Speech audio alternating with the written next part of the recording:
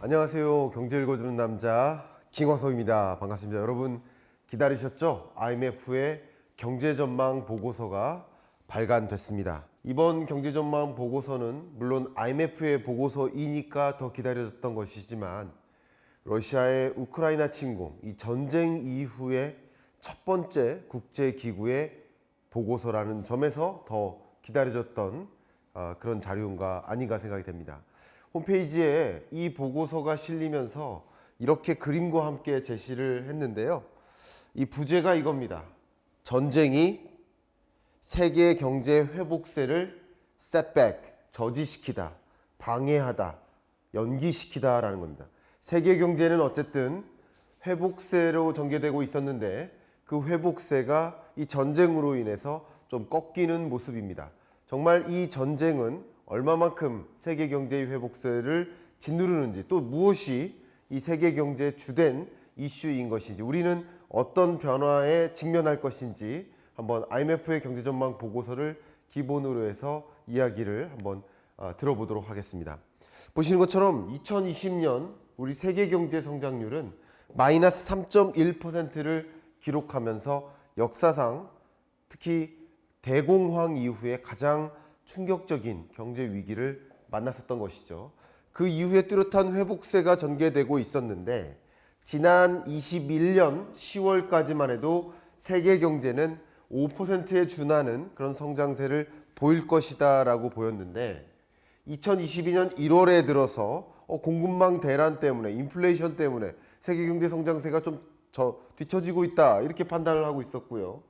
22년 4월 들어서 그 성장률을 크게 또 한 번 하향 조정하는 모습입니다.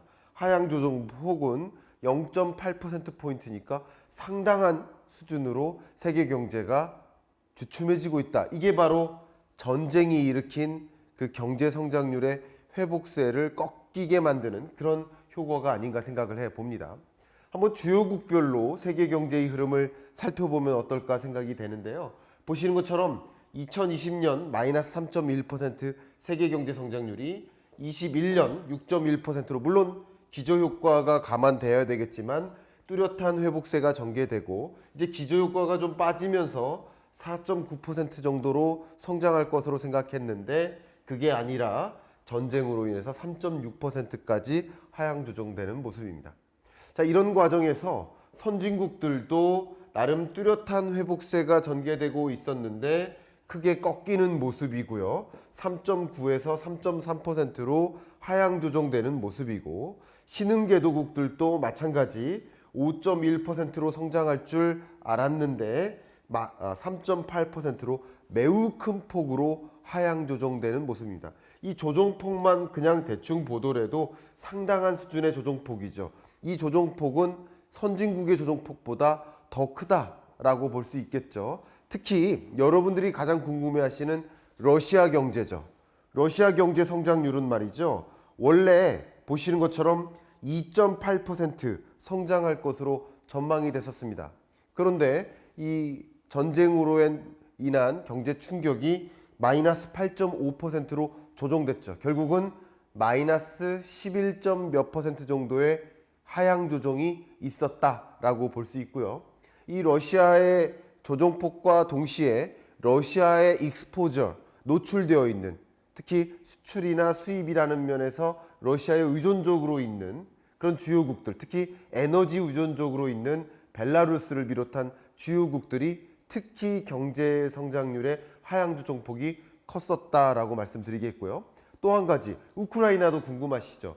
우크라이나 경제 성장률도 원래 2022년에는 3%대 성장세가 가능하다 이렇게 IMF가 지난 1월까지만 해도 전망을 했었는데요. 이번 4월 달에 조정을 마이너스 35%, 우크라이나 경제 성장률이 마이너스 3.5%는 말 그대로 전쟁으로 이렇게 참혹하게 피폐해지는 그런 경제의 모습이지 않나. 전쟁은 다시 있어서는 안 되는데 많은 사망자를 만들어내니까 너무나 고통스럽고 세계가 그것을 지켜보기도 굉장히 어려운 그런 심정이 듭니다만 그뿐 아니라 경제적인 면에서도 상당한 충격을 주는구나, 이렇게 이해해 주시면 좋겠습니다. 자, 그러면 지금부터 IMF가 강조하고 있는 이 세계 경제의 주된 흐름으로서 몇 가지 포인트를 여러분께 소개해 드릴까 합니다. 첫 번째 그 포인트는요, 세계 경제의 불균형 회복입니다. 제가 작년부터 세계 경제가 불균형하게 회복된다라고 말씀을 드렸었는데요. 특히 이 그래프는요, 지난 21년 10월 달에 발간됐던 IMF의 경제전망 보고서에 있는 내용입니다. 한번 보세요. 이 점선은 말이죠, 코로나19 이전에 전망했던 IMF의 경제전망 시나리오입니다. IMF는 코로나19 전까지만 해도 19년이 저점이고 이 점선처럼 말이죠, 뚜렷하게 회복될 것이다. 그런데 이 코로나19 충격이 지나왔고 지난 21년 10월에 뭐라고 했냐면, 실선처럼 선진국들은 코로나19 이전 수준으로까지 22년에 회복되기 시작하는데, 개도국들은 기존 경로보다 오히려 더 벌어져만 간다. 선진국들은 뚜렷하게 회복되지만 개도국들은 더 회복세를 실감할 수 없을 만큼이다 라고 말씀드렸죠. 그런 것이 글로벌 공급망 병목 현상을 야기한다. 왜냐하면 선진국들은 회복되니까 수요가 폭발해요. 예를 들면 선진국에서 가전제품 수요가 늘어요. 스마트폰 수요가 늘어요. 자동차 수요가 늘어요. 그런데 그런 여러 완제품 수요에 충족을 시킬 수 있는 원자재나 부품 공급을 하는 것이 개도국의 역할인데, 글로벌 분업 구조가 그런 거죠. 그러나 여전히 탄광 셧다운, 여전히 공장 셧다운을 겪고 있는 이 개도국에서 부품이나 원자재를 제대로 조달할 수가 없는 입장이에요. 그러니까 가격이 공급망 대란으로 인해서 치솟을 수밖에 없는 것이었죠. 그런데 이게 2021년 10월 달 전망을 제가 다 한번 보여드린 이유는 이번 전망과 비교하기 위함입니다. 보시는 것처럼 말이죠, 22년 4월 들어서 역시 기존 경로와 최근 경로를 비교해 보시면, 선진국들은 기존 경로와 차이를 좁혀가는 모습이고 개도국들은 오히려 더 크게 벌어지는 모습인데, 중요한 것은 지난 21년 10월 달에는 22년 연내에 선진국이 기존 경로대로 돌아온다라고까지 했죠. 그리고 이 차이가 굉장히 미미하게 벌어지는 모습이죠, 개도국들은. 근데 한번 비교해 보세요. 선진국들이 22년 연내에 제자리로 돌아오지 못하는 모습. 물론 회복세가 상당히 견조하게 진행은 되고 있지만 돌아오지 못하는 모습. 23년 정도가 되어야 돌아오는 모습. 이게 바로 셋백이죠. 선진국의 경제 회복 속도를, 글로벌 경제 회복 속도를 저지하는, 지연시키는, 이게 전쟁의 기능이었다. 경제적인 관점에서 해석해 보면 그렇다는 거죠. 그리고 개도국은 기존 경로와 더 크게 벌어지는 모습, 세계 경제의 불균형 회복을 의미합니다. 그 다음 두 번째, IMF가 강조하고 있는 세계 경제의 주된 특징, 특히 전쟁이 일으킨 주된 특징은 말 그대로의 초인플레이션 시대입니다. 보시는 것처럼 재화와 서비스의 물가 상승률을 보십시오. 물론 물가가 크게 상승하는 모습, 미국은 41년 만에 최대 물가 상승률, 우리나라도 4%대의 엄청난 물가 상승률, 이런 것을 경험하고 있는데, 재화와 서비스를 구분해서 보실 필요가 있습니다. 이것은 여러분이 재테크 의사결정에도 굉장히 중요해요. 왜냐하면 보시는 것처럼 재화 가격이 크게 오르죠. 상대적으로 서비스 가격도 오르긴 오르지만 그렇게 급격히 오르진 않아요. 이게 뭡니까? 원자재 가격 상승, 원유라든가 철, 비철 금속이라든가 요즘엔 종이 펄프라든가 이런 식료품 원자재와 같이 이런 원자재 가격이 상승함에 따라서 자연스럽게 소비자 가격에 반영을 시키면서 소비자 물가가 상승하는 모습인데, 이걸 가격 전가 능력이라고 하죠. 쌀 가격이 오르면 김밥집 아주머니는 김밥 가격을 올릴 수 있을까? 그러지 못해요. 소주 유통 가격이 오르면 그럼 소주 판매가, 이 메뉴판 가격도 올릴 수 있을까? 그러지 못해요. 결국 수요가 급격히 줄어들 것을 우려하기 때문에 가격을 올리지 못해요. 이게 가격 전가 능력이죠. 근데 가격 전가 능력이 있는 기업과 가격 전가 능력이 없는 기업을 구분해서 인플레이션의 방어 능력이 있는 기업을 선택하는 것도 여러분의 투자 의사결정에서 굉장히 중요하다. 이 말씀을 드리고요. 상대적으로 그럼 원자재 가격 폭등에 따른 물가 상승세이기 때문에 제조사에게는 상당한 부담이 될 수 있겠지만 서비스 기업에게는 상대적으로 덜 부담일 수 있겠구나. 금융사 입장에서는 금리가 올라가니까 오히려 금융사들은, 은행들은 예대 마진이 올라가니까 수익성이 개선돼요. 더 좋은 일인 거예요. 인플레이션 시대에 굳이 우리 교육 서비스는 뭐 원자재 가격 오른다고 가격을 높게 반영할 필요가 없어요. 대신 이것저것 다 가격이 오르니까 우리 교육 서비스 가격도 올리자. 수익성이 개선돼요. 결국 가격 전가 능력이 있고 없고는 제조사냐 서비스업이냐.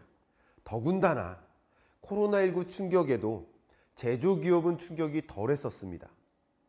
그런데 특히 대면 서비스업에 충격이 있었죠. 이제 위드 코로나 시대 아니겠습니까? 이제 마스크를 벗는 시대 아니겠습니까?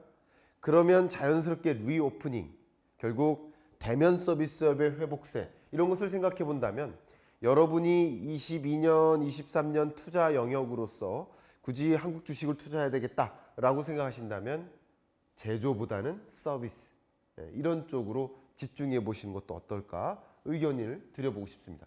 이 초인플레이션 시대 말이죠. 선진국이든 신흥국이든 기존 22년 1월 달 전망치와 비교했을 때 그때는 22년 개도국이든 선진국이든 3.9, 5.9% 물가가 상승할 거야 라고 했었는데 이번 전쟁 이후의 4월 전망에 따르면 이렇게 크게 상향 조정됩니다. 그러니까 전역에 걸쳐서 세계 전역에 걸쳐서 물가 상승 압력이 커지는 모습.